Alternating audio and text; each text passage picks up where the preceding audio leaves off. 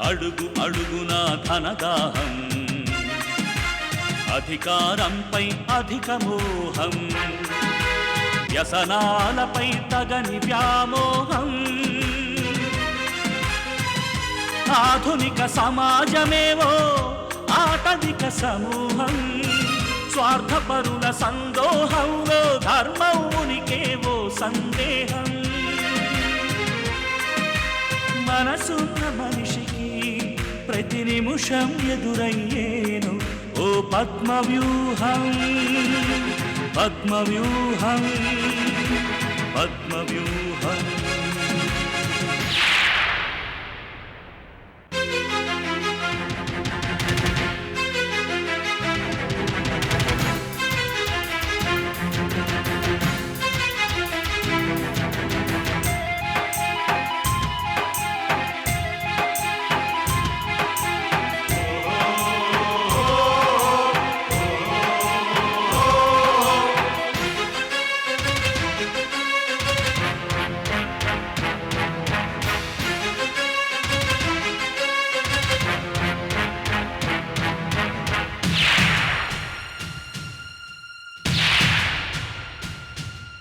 ప్రతి కదలిక వెనుక ఓ లాభానికై చింత, అవసరం లేకుండే అరక్షణమైన నిలువరు నీ చెంత.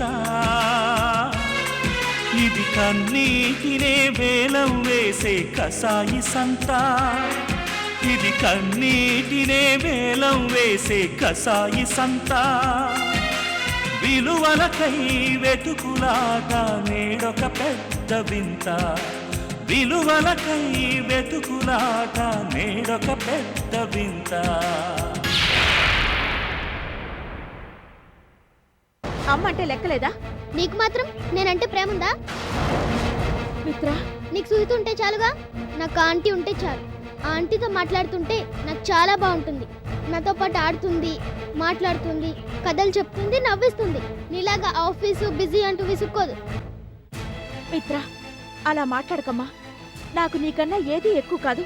నీకోసం కావాలంటే ఆఫీస్ మానేస్తాను. చెప్పు, ఎక్కడికి వెళ్దాం? ఏం చేద్దాం? నీకేం కావాలి? సుహిత లేకుండా నన్నొక్కదాన్ని బజార్కి తీసుకెళ్ళి నాకిష్టమైన బొమ్మలు బట్టలు కొనిపెట్టగలవా?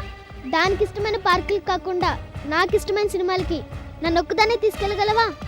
అక్కలా నెమ్మదిగా ఉండు అనకుండా నేను చేసే పనులకి చిరాకు పడకుండా ఒక్కరోజైనా ఉండగలవా? మిత్ర, నువ్వు చెప్పేవన్నీ స్వార్థాలమ్మా. నీ లేత మనసులో ఇలాంటి ఆలోచనలు ఎవరు పెడుతున్నారో, ఎందుకు పెడుతున్నారో నాకు అర్థం కావడం లేదు. ఇలా మాట్లాడకూడదమ్మా. అదిగో అదే, అలా చేయకూడదు, ఇలా మాట్లాడకూడదు అంటూ నా ప్రాణాలు తీస్తావు. నువ్వు ఒక మంచి అమ్మలాగా ఉండలేవు, కానీ నన్ను వదిలే, నేను క్లాస్కి పోతాను.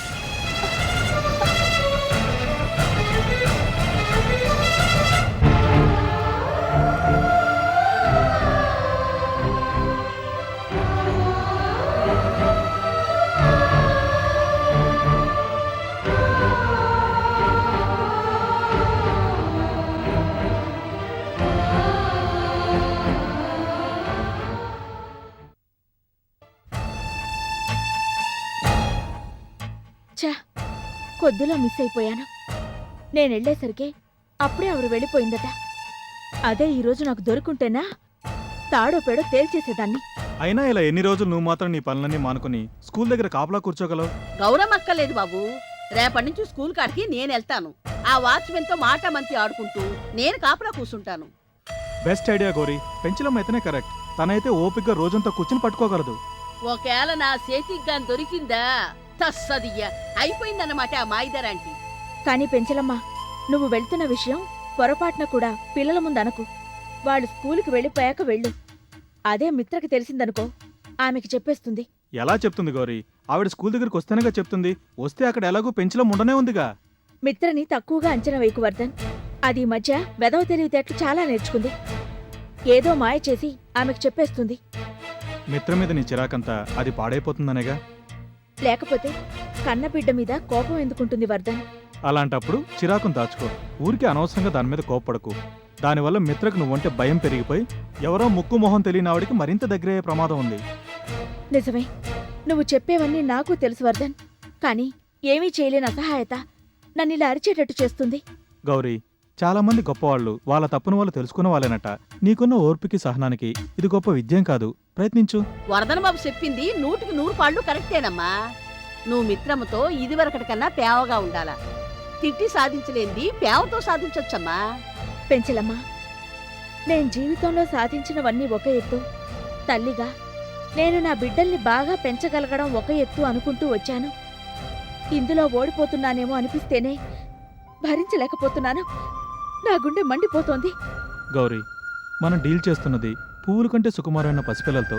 అది గుర్తుంచుకొని ప్రవర్తించాలి. మీరంతా చెప్పేది నాకు తెలుసు, కానీ పిల్లలు నా బలహీనత కాబట్టి నా మనసు నా మాట వినడం లేదు. మన బలహీనతలేమిటో మనకు తెలిసినప్పుడు వాటిని జయించడం చాలా తేలిక. ప్రయత్నించు. అలాగే ప్రయత్నిస్తాను. పాపం, దాన్ని దగ్గరికి తీసుకుని ప్రేమగా మాట్లాడి ఎంతకాలం అయిందో. నా కోపం భరించలేక అది నాకింకా దూరం అయిపోతోంది.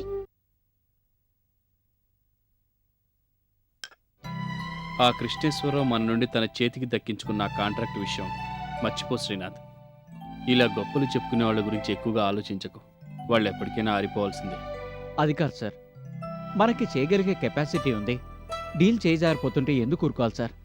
వాళ్ళతో నేను మాట్లాడతాను. ఆ కృష్ణేశ్వరరావు మాతో టైఅప్ అయ్యి ఇన్నాళ్ళు ఈ ప్రాజెక్ట్ చేయగలిగాడే కానీ విడిగా చేయలేడు. మా ప్రొడక్షన్ కంటే వాళ్ళ ప్రొడక్షన్ చాలా తక్కువ, కావాలంటే విచారించుకోండి అని చెప్తాను సార్. ఎందుకయ్యా, ఎందుకు ఈ వివాదాలు పంతాలు? అతనేమైనా మనకి పరాయవాడా? ఓ పక్క సమీర తండ్రి, మరో పక్క శారద భర్త. ఆయన మీద పంతం కాదు సార్, మన కంపెనీ బాగోగులు మనము చూసుకోవాలి కదా. ఉత్త పుణ్యానికి మనకెంత నష్టం వచ్చింది? శ్రీనాథ్, ఈ లాభాలు నష్టాలు ఇవన్నీ డబ్బు రూపంగానేగా. పోనీ అవన్నీ లెక్కలోకి రావని అప్పుడే చెప్పాను కదా. చెప్పారు సార్, కానీ మీ గొప్ప మనసుని వాళ్ళు అర్థం చేసుకోలేదు. మన చేతగానితనం అనుకున్నారు. అయినా వాళ్ళు మిమ్మల్ని ఎదిరించేంత గొప్పవాళ్ళా సార్? ఊరుకో శ్రీనాథ్, ఆవేశపడి ప్రయోజనం లేదు. నిదానంగా వ్యవహరించు. మొదటి నుండి నాకు ఈ ప్రాజెక్టు విషయంలో పెద్దగా ఇంట్రెస్ట్ లేదు. మా భాస్కరే గుర్తుకొస్తూ ఉంటాడు. వాడెంత ఉత్సాహంగా దానికోసం పాటుపడ్డాడు. వాడైపోయాక నాకివన్నీ ఎందుకు? మీకు ఆయన ఒక్కడే కొడుకు కాదు కదా సార్. శ్రీనాథ్, మీ ఫ్యాక్టరీలో పనిచేసే మేమంతా మీ పిల్లలమే. ఎంతో మంది వర్కర్ల కుటుంబాలు మీ మీద ఆధారపడున్నాయి. వాళ్ళ జీవితాలు బాగుపడి వాళ్ళ ఇళ్లలో కలిగే ఆనందాల్లో మీ అబ్బాయిని చూడలేరా? అవును బాబు, నువ్వు చెప్తుంటే నిజమేననిపిస్తోంది. But I'm in the evenings of my life. ఈ వయసులో నా మనసు వైరాగ్యం వైపు మొగ్గు చూపుతోంది, కానీ ఈ వ్యాపారాలు వ్యవహారాల మీద కాదు. మీరు మా వెనకుంటే చాలు సార్, అంతా మేం చూసుకుంటాం. నేను, గౌరీ మేడం, వంశీ సార్, అందరం మీ సైన్యం సార్. కాదనకండి. మీరు అంటే ఈ కాంట్రాక్ట్ మన చేతికొచ్చేట్టు ప్రయత్నిస్తాను. నీ ఉత్సాహం చూస్తుంటే కాదని లేకపోతున్నాను. అలాగే ప్రయత్నించు. అయినా నువ్వు చేస్తున్న అన్యాయం ఏం కాదుగా. అన్యాయానికి చేస్తున్న గుణపాఠం సార్. కాఫీ తీసుకో.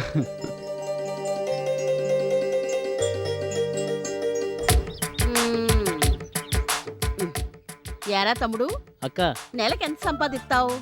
ఏదోలే అక్క, 2500. నాకు తెలవకడుగుతాను. ఆ. ఓ 10 మంది తుపాకీలు పట్టుకుని వస్తే నువ్వేం చేయగలవరా ఈ చిన్న కర్రతో? ఎవరు మాత్రం ఏం చేయగలరక్క? ఈ కర్ర చిన్నపిల్లల్ని అదిలించడానికి, కుక్కలు మేకలు వస్తే తోడడానికి పనికొస్తుంది. బావుందిరా, నీ పనే బావుంది. ఏ కట్టము పడకుండా, కడుపులో సల్ల కదలకుండా కుక్కల్ని మేకల్ని తోలి 2,500 సంపాదించేస్తున్నావు. అదే కొంచెం కట్టబడే ఉద్యోగం ఏదన్నా చూసుకోలేకపోయావా? ఎందుకక్క? ఇట్టా అలవాటైపోతే కాళ్ళు చేతులు కదిపి కట్టబడి పనిచేయడం మర్చిపోతావేమోనని. మరీ అలా మాట్లాడకక్క. స్కూలుకి ఎవరు వస్తున్నారో, ఎవరు పోతున్నారో, ఏ బండి ఎక్కడ పెట్టాలో, ఏ వస్తువులు ఎక్కడుండాలో, గేట్లు మూయడం, గేట్లు తెరవడం అన్నీ నేనే చూసుకోవాలా. ఒక్క క్షణం తీరుకుండదనుకో. చాలే, స్కూల్లోకి ఎవరొస్తున్నారో ఎవరు పోతున్నారో నువ్వు కరెక్ట్ గా చూసుకునుంటే మా మిత్రం కోసం ఎవరొస్తున్నారని చూసుకునే డ్యూటీ నాకెందుకు పడేది?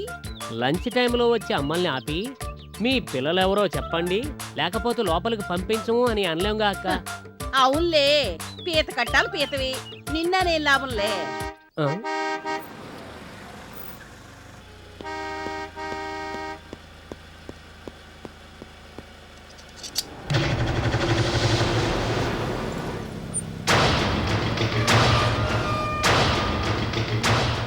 నమస్తే సార్.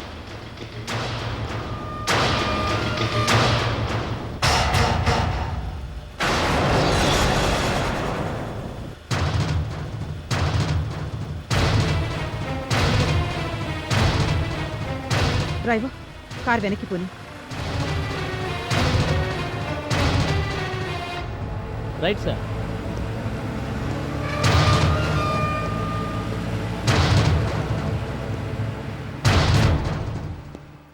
మా స్కూల్ కరస్పాండెంట్ గారు. ఆహా.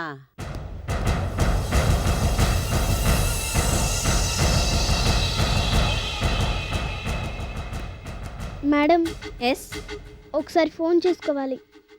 ఎందుకు? మా అక్కకి చాలా జ్వరంగా ఉంది. మా మమ్మీకి ఫోన్ చేసి చెప్పాలి. సరే చేసుకో. Thank you madam. It's okay.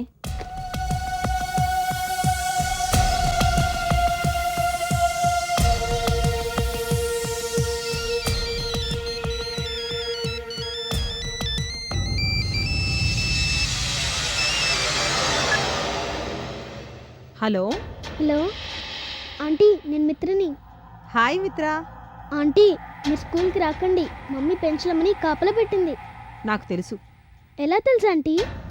ఇందాకొచ్చాను, దూరం నుండి చూసి వెళ్ళిపోయాను. మీకు పెంచలమ్మ తెలుసా ఆంటీ? చెప్పానుగా మిత్ర, మీ మమ్మీ లైఫ్కి సంబంధించిన ప్రతి విషయం నాకు తెలుసని. అది సరే గాని లంచ్లో ఎలాగోలాగో మేనేజ్ చేసి మనం యూజువల్గా వెళ్ళే రెస్టారెంట్కి వచ్చేసాయి. మరి పెంచలం ఉందిగా. ఏదో ఒకటి మేనేజ్ చేయి. క్లాస్ రూమ్లో వాటర్ బాటిల్ మర్చిపోయాను, తీసుకురమ్మని చెప్పు. ఆ టైం చాలు. అలాగే ఆంటీ. తలుచుకుంటేనే చాలా థ్రిల్లింగ్గా ఉంది. లైఫ్ సాఫీగా సాగిపోతే థ్రిల్ ఉండదు. అది నీకు తెలియాలని నా ఆశ. త్వరగా వచ్చేయ్. బాయ్. Bye aunty.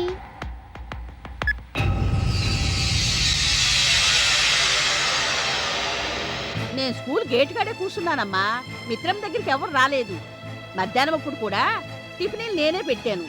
అప్పుడు కూడా మిత్రం ఎవరితోనూ మాట్లాడలేదు. మరి మిత్ర ఏది? నువ్వు ఇంటికి తీసుకురాలేదా? నేనే దగ్గరుండి పిల్లలిద్దరిని ఇంటికి తీసుకొచ్చానమ్మా. ఇంటికి తీసుకొచ్చాక ఇక పట్టించుకోలేదా? గదిలోకి వెళ్ళి బట్టలు మార్చుకుని ఆడుకోవడానికి వెళ్తారులే అని నా పనిలో నేను పడిపోయాను బాబు.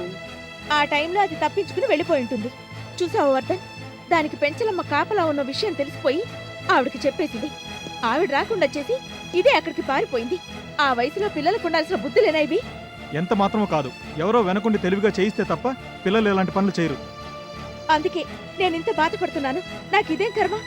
ఇంతమంది ఉండి ఒక చిన్న పిల్లని కాపాడుకోలేకపోతున్నాం. ఇంత క్రమశిక్షణలో పెంచి ఇప్పుడు కట్టుదిట్టం చేయలేకపోతున్నాను. దిగులు పడకమ్మా, రేపు మళ్ళీ నేను స్కూల్ కాడికి వెళ్తానుగా. లాభం లేదు పెంచలమ్మ. చెప్పకుండా వెళ్ళావు కాబట్టి అదెవరో ఈ రోజు దొరికుండాల్సింది. దొరకలేదంటే చాలా తెలివైంది. ఇక రేపు నువ్వు వెళ్ళినా ప్రయోజనం ఉండదు. ఈ పాటికి మనం కాపలా కాస్తున్నామన్న సంగతి అర్థమైపోయే ఉంటుంది. మిత్ర వెళ్ళిందిగా, దాన్ని వెళ్ళనిచ్చి మనం వెనకాలే ఎవరో ఒకరు వెళ్ళుండాల్సింది. తెలిసేటట్టు వెళ్తే అట్టాగే చేసేదాని తల్లి. నా కళ్ళల్లో కారం కొట్టెళ్ళిపోయింది. సరే, జరిగిందేదో జరిగిపోయింది. ఈ రోజు లేట్ అయితే మాత్రం ఇక ఆలస్యం చేయకూడదు. పోలీస్ కంప్లైంట్ ఇవ్వాల్సిందే. చిన్నప్పటి నుంచి నాకేం కొని తెచ్చినా తనకు కూడా అదే కావాలని పంతం పట్టి సాధించేది. నేనంటే ఈర్ష్య పెంచుకుంది. మా అమ్మకి నాకన్నా తన మీదే ప్రేమ పెరిగేటట్టుగా చేసింది. అదేలా ఆంటీ? తనన్నీ పాడు చేసి నేను చేశానని అమ్మని నమ్మించేది. అమ్మ నన్ను తిడితే తను ఆనందించేది. నాకు కొత్త బట్టలు కొత్త బొమ్మలు కొనిస్తే తను భరించలేకపోయేది. అలాగే పెరిగి పెద్దదవుతున్న కొద్దీ ప్రతి విషయంలోనూ నాతో పోటీ పడేది. ఓడిపోయి ఆ అక్కసు భరించలేక అమ్మ దగ్గర నా గురించి చాడీలు చెప్పేది.